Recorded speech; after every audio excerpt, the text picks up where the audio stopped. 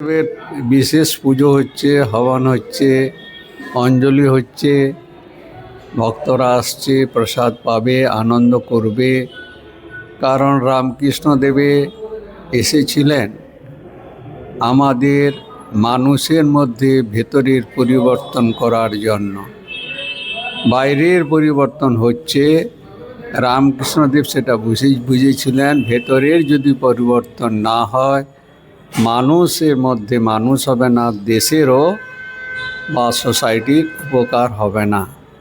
সেই জন্য উনি আত্মনির্ভর মানে ভেতরের সম্পদকে বেশি গুরুত্ব দেওয়ার কথা বলছেন। বাইরের সম্পত্তি, জগৎ, টাকা পয়সা, সম্পত্তি।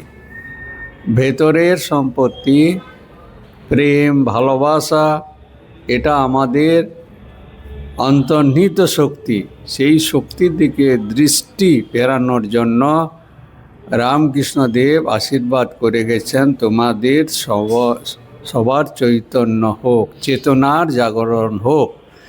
আর চেতনার জাগরণ না হলে, ভেতরের পরিবর্তন না হলে জগতের পরিবর্তন হবে না।